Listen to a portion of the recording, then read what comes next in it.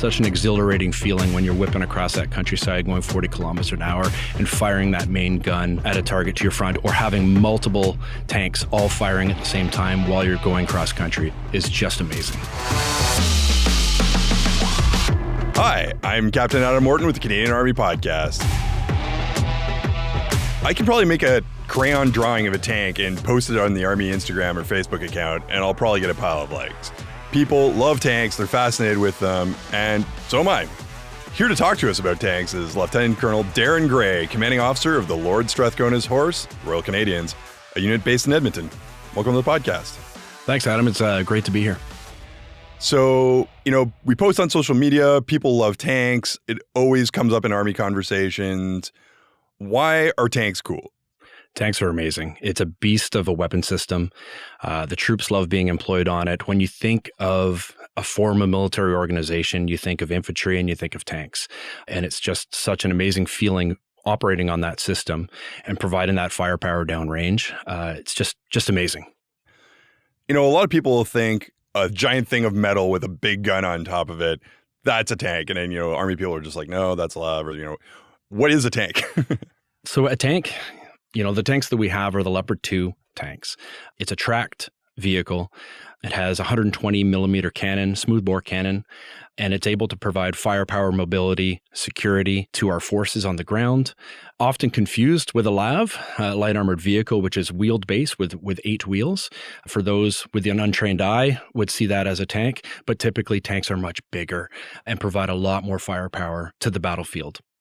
And there's a lot of variety of tanks as well. So you got what I would call, your regular tank. It's just, like you said, tracks, big gun.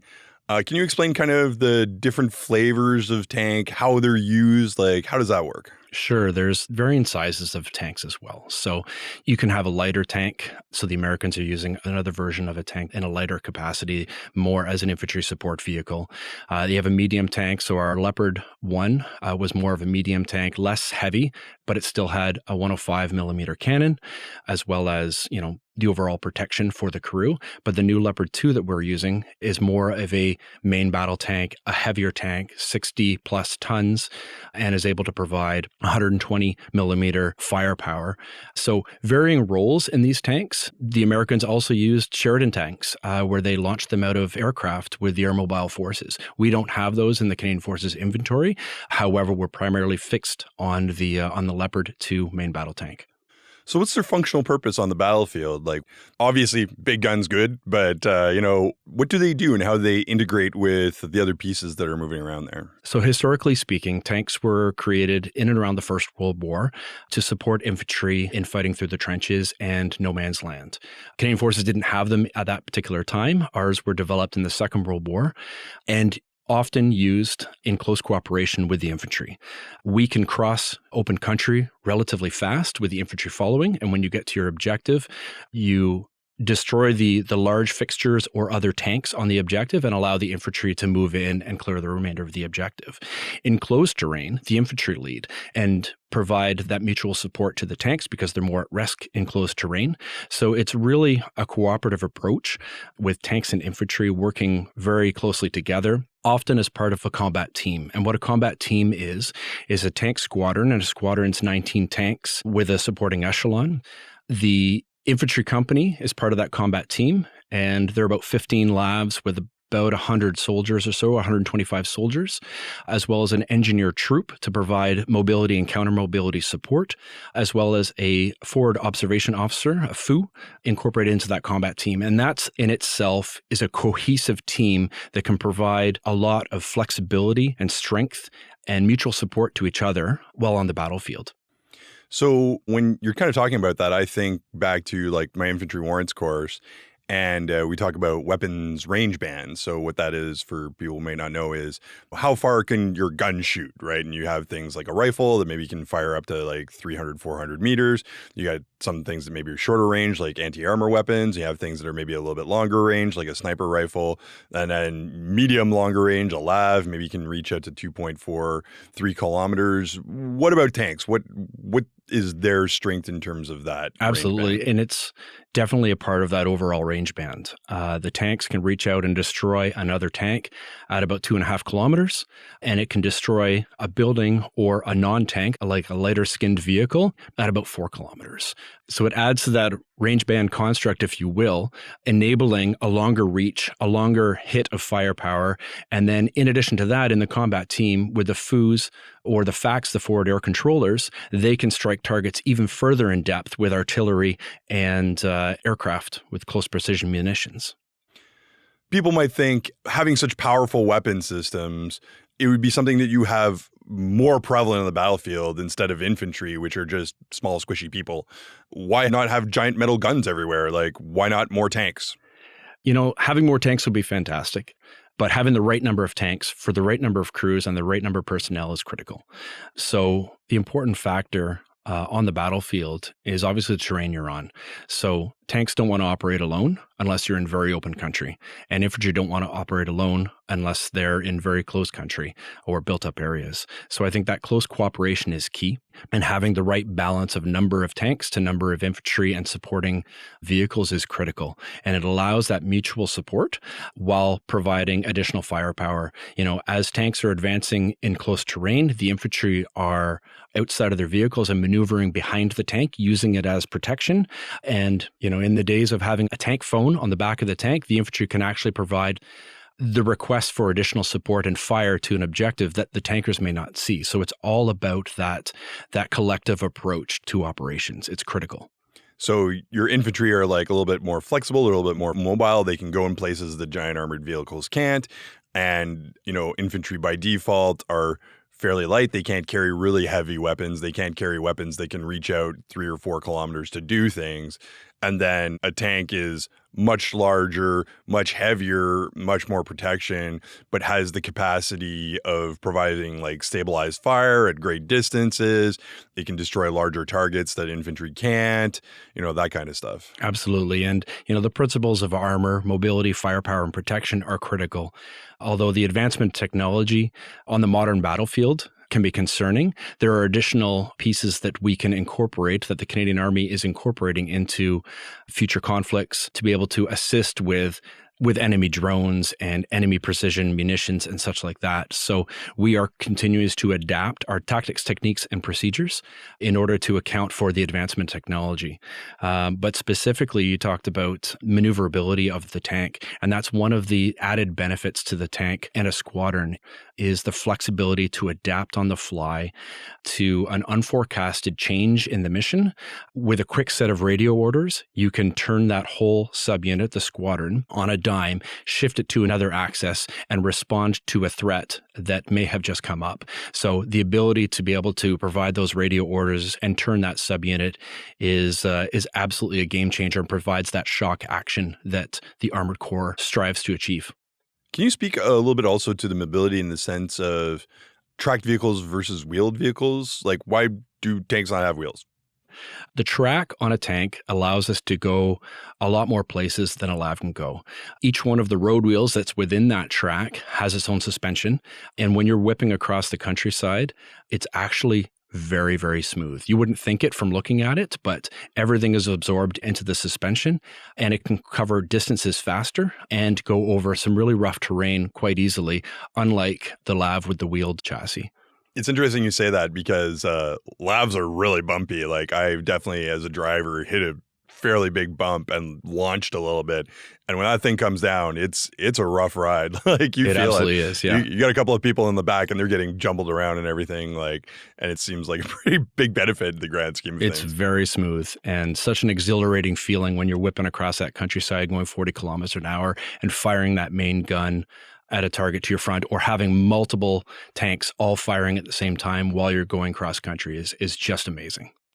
People often underappreciate also the challenge of cross-country movement because, especially if you've driven on roads a lot or like exclusively, it's not smooth driving across country. Even if it looks like a big open flat plain, there's a lot of bumps and stuff like that. And you can't just go 120 over a wide open flat terrain. You're going to bounce all over the place. So going even something like 60 on open terrain, It's a challenge. And it's all part of the the normal maneuver of tanks. So whether they're operating in a troop, which is 4 tanks, or you're operating in a half squadron or a squadron minus, which is about half of that squadron, or a full-up squadron of 19 tanks, all lined in a straight line and advancing together if you're moving onto an objective is just it's just an amazing feeling. And seeing the ability to be able to maneuver and then prosecute targets and then move to a position of exploitation where you can then provide mutual support to the infantry as they move on to that objective and do the inner clearance.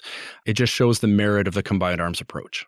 Yeah, and it's really cool working, like I was with the Strats in Afghanistan, and when you're doing operations together and you have, like, let's call it all the toys, all the pieces together doing their own little part, it feels really well-rounded in the sense that the range bands is actually a really interesting way of describing it. Is now you got some longer range stuff. You have a lot more punch to anything you can do. You also have a lot more protection, things you can hide behind.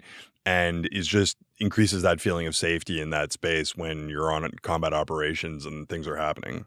And, part of the training of preparing our forces to go abroad is working with all the different organizations and enablers that are part of that combat team. So as you mentioned, in Afghanistan, we had the route clearance package with the engineers proving the road in front of the convoys or the tanks.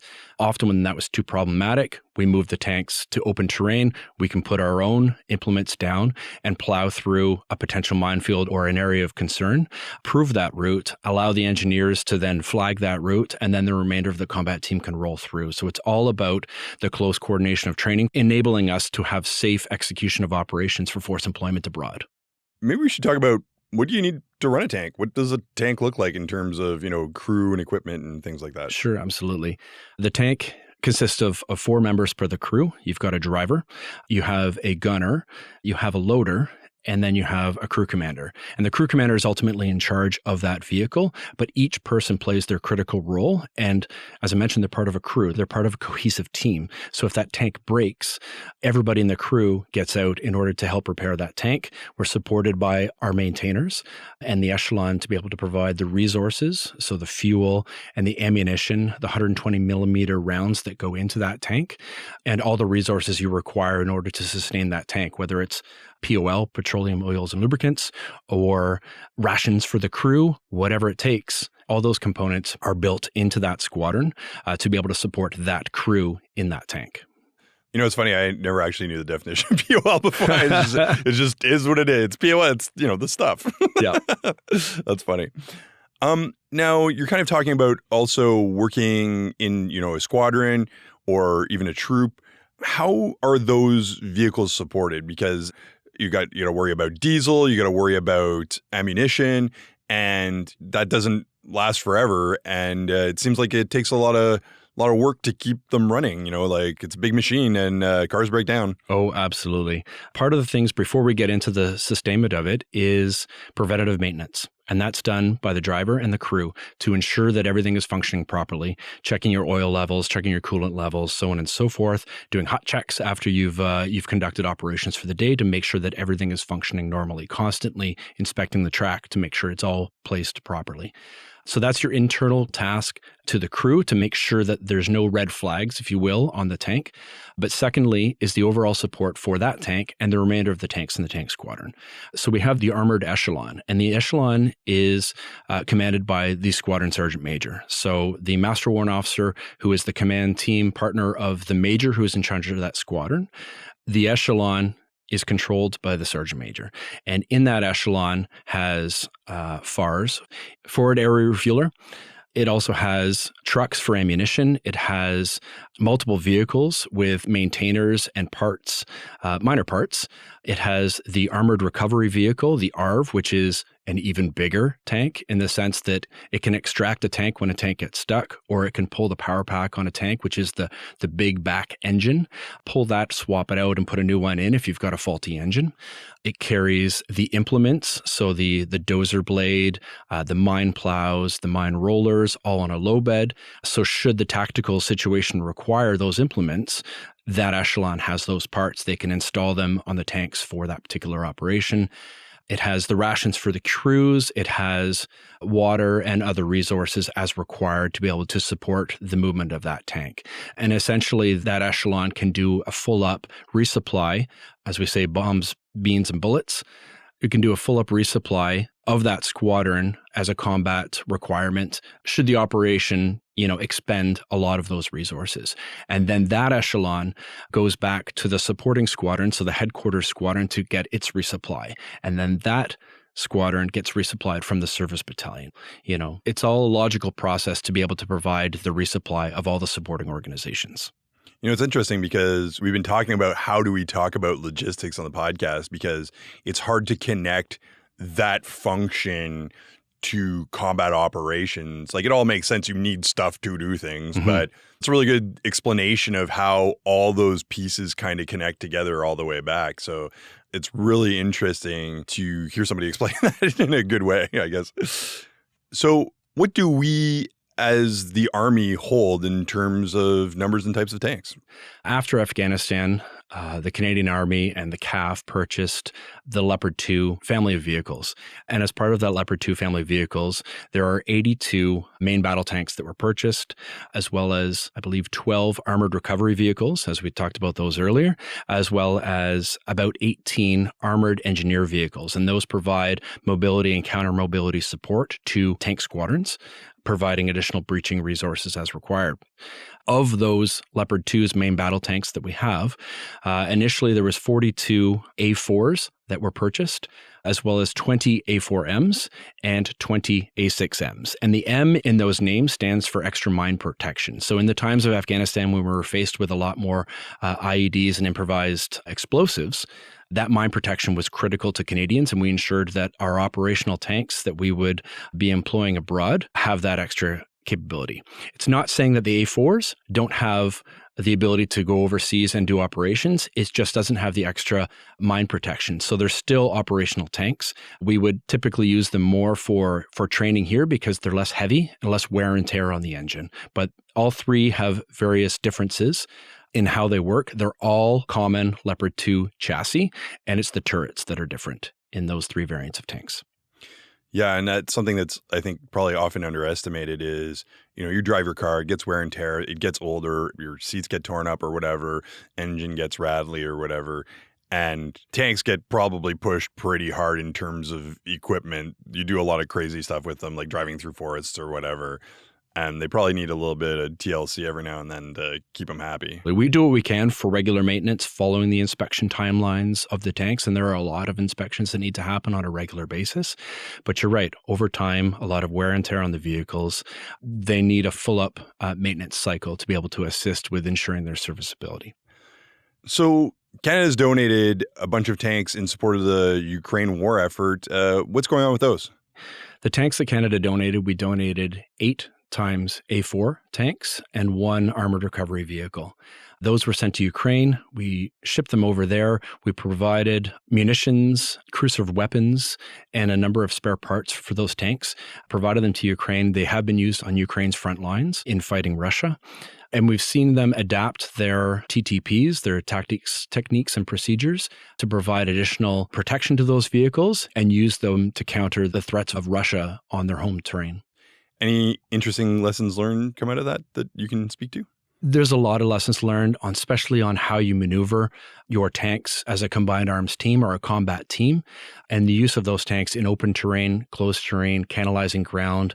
Some of the lessons that we try to teach our young armored soldiers, as well as showing the impacts of not following the drills exactly the way that we've practiced them in the past. Yeah, it's really interesting how this is one of those situations where I can just sit down on YouTube and watch a combined arms section attack from a drone's eye view because it's just up there and learn how to do infantry stuff or armored stuff live and watch the consequences of the maneuvering, or ooh, that looks like a mistake. Something bad might happen, and then maybe something bad happens or not. And you can learn a little bit about how the battlefield works.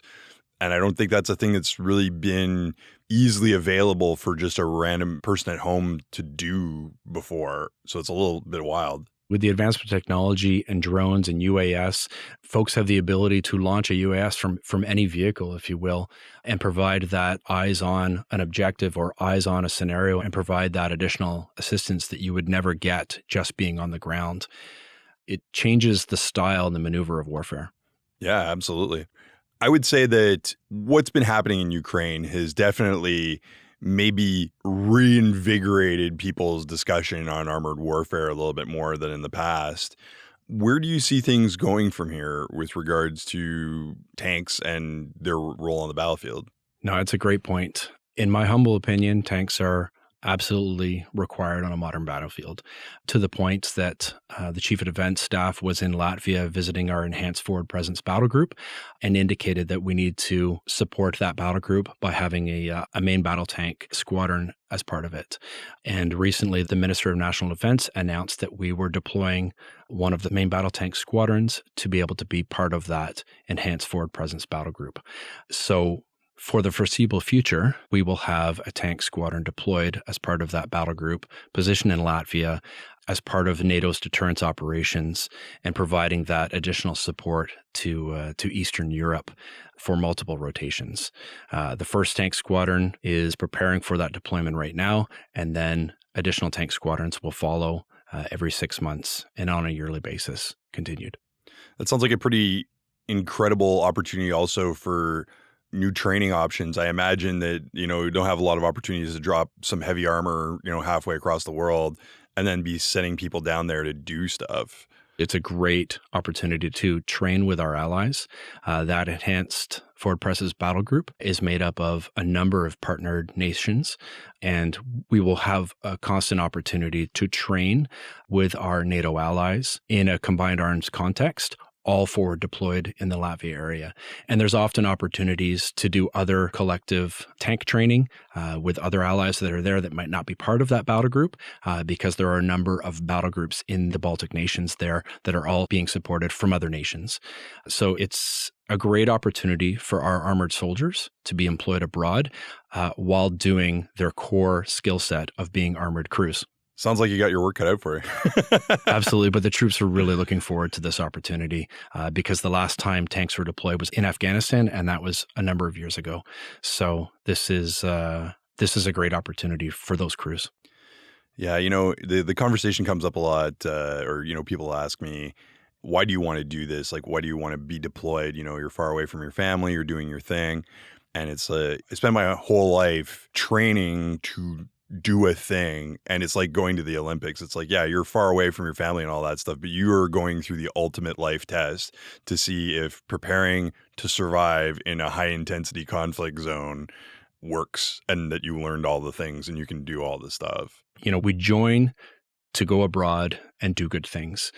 And to have this opportunity is critical. Don't get me wrong, providing support to Canadians for floods and fires and other emergency requirements is also a very valuable skill that we can bring to the table. However, we do join to deploy and to provide additional security to those that can't have it on their own. So what a great opportunity for folks to deploy on their platforms and provide that additional security. Well, I think we're doing it. All right. Well, thanks so much for coming on the podcast. Thanks very much, Adam, for allowing me to be here. Yeah, I really appreciate it. It's been awesome. That was Lieutenant Colonel Darryn Gray, Commanding Officer of the Lord Strathcona's Horse, and I'm Captain Adam Orton for the Canadian Army Podcast. Orton out.